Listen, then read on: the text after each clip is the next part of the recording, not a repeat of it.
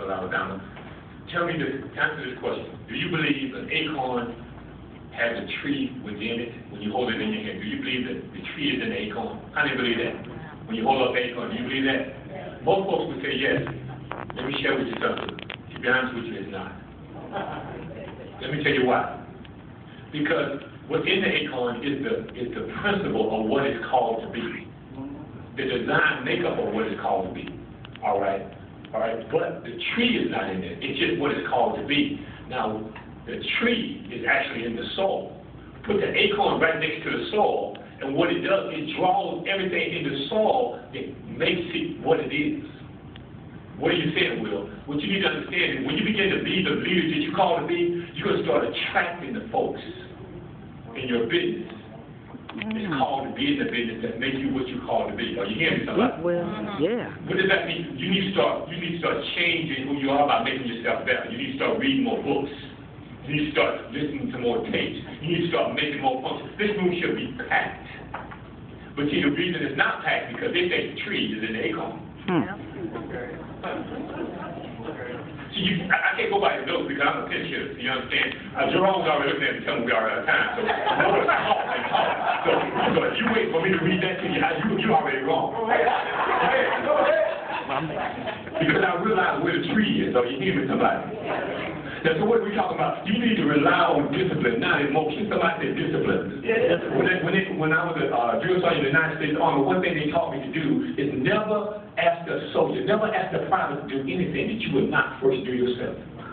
Are you hearing me? What is it saying? Leadership is often, it's easy to do a good time. How many have found that out? It's easy to leave when everybody's on your side. It's easy to leave when everybody's excited about coming. It's easy to leave when they first get in.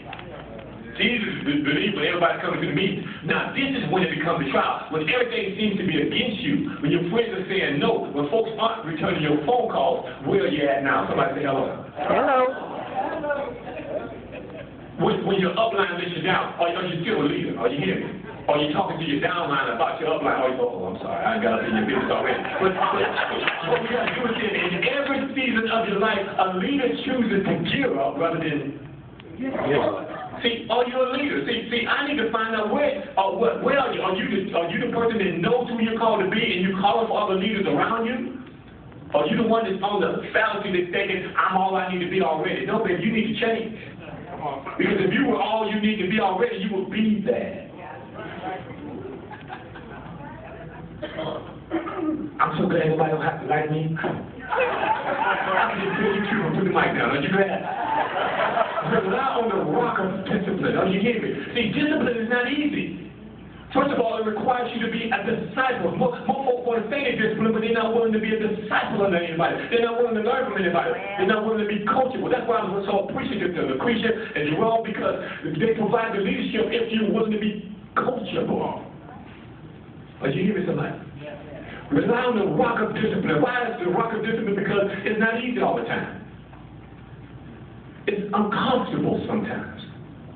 But guess what? It's something you can stand on. Somebody can stand on. Not the shifting sands of emotion. Can we go a little bit further?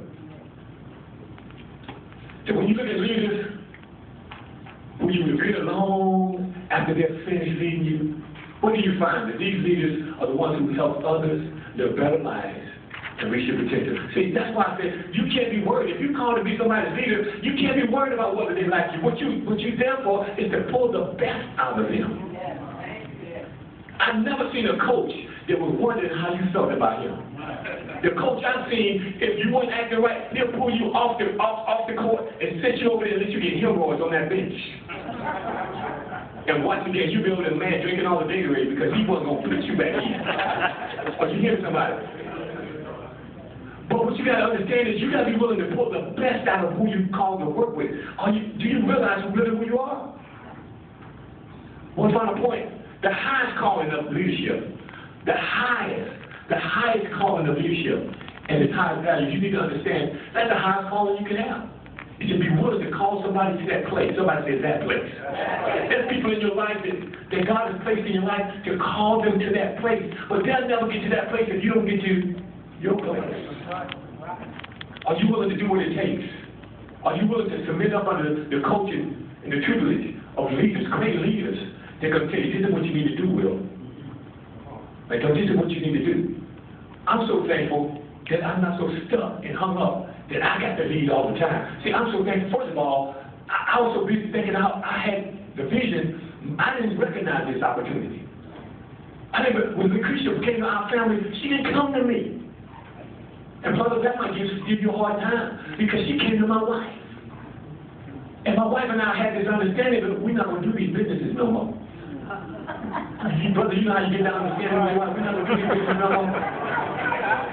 The reason I know we had to understand because she told me, don't you bring another one in this thing. I know this was understanding. I didn't have to try to figure this out. That was the understanding. Don't you bring another one. For 20 years I've been doing it. And so we didn't do it. We started pastoring, doing all that stuff. And then my wife came to me one day and she said, you know what, imagine your name is Lucretia. Then she got us involved in something I thought was just a travel savings plan, but come to find out it was a business. And time I heard the word business, my manhood came up.